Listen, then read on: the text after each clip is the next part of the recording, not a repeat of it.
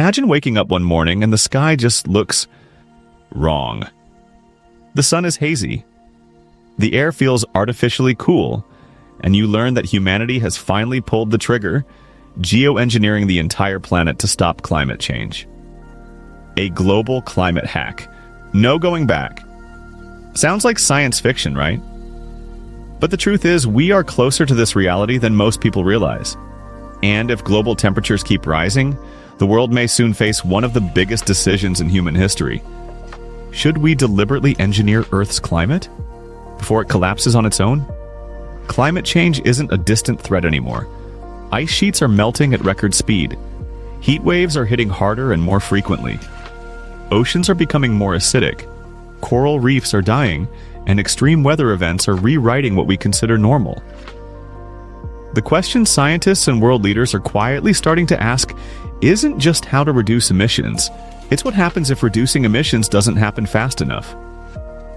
What if we need to intervene directly?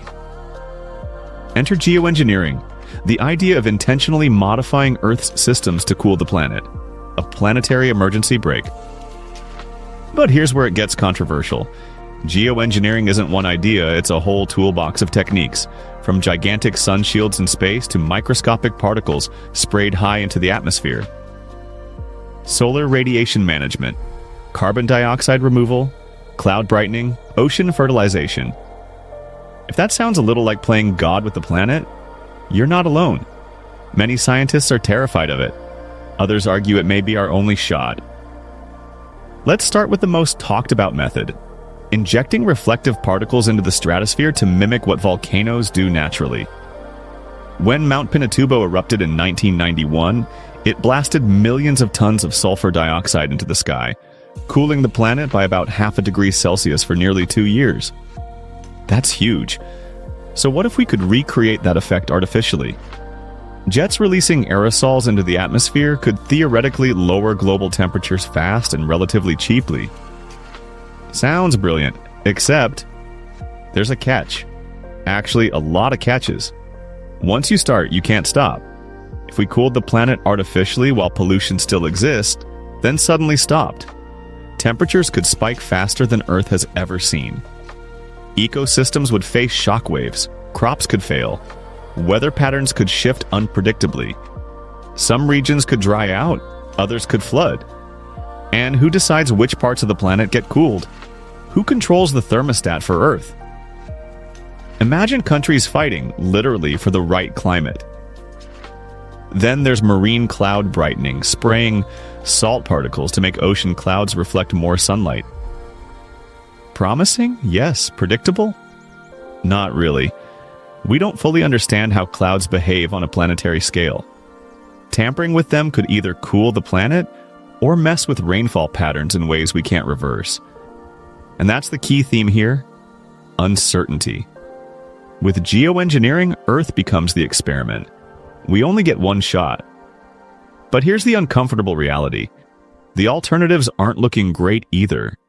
Even if we cut emissions drastically starting now, warming will continue for decades due to gases already in the atmosphere. Carbon capture technology helps, but it's not scaling anywhere near fast enough. Some scientists argue that researching geoengineering is not a choice, it's a necessity. Not because we want to use it, but because we might not have a choice someday. So what's the ethical debate?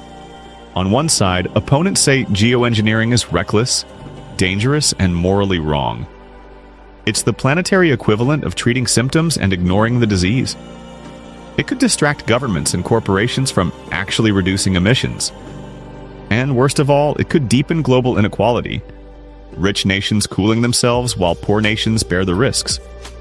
We already struggle to cooperate on things like trade and food distribution. Now imagine doing that for climate control. On the other side, supporters argue doing nothing is the bigger moral failure.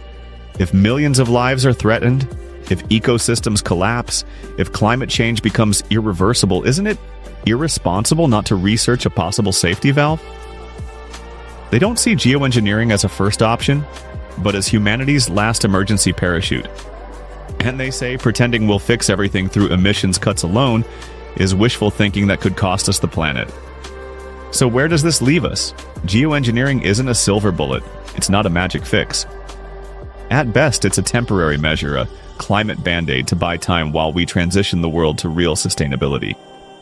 At worst, it's a Pandora's box that could spiral out of control. The truth is, nature took billions of years to build Earth's climate system. Humans understanding it well enough to reprogram it? That's bold, maybe brilliant, maybe foolish. But here's the twist. The longer we wait to solve climate change, the more likely the world is to gamble on geoengineering out of desperation, not preparation. And that's the real danger. Geoengineering isn't necessarily terrifying. Unregulated, unplanned, panicked geoengineering is. So should we geoengineer the planet to stop climate change? Maybe the better question is, should we start researching and governing it now, before a crisis forces our hand?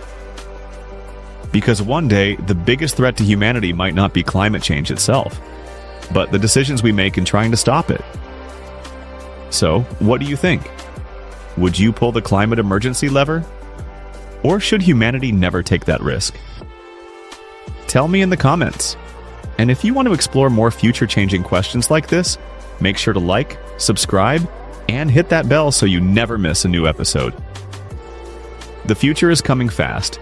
The question is, are we ready to shape it?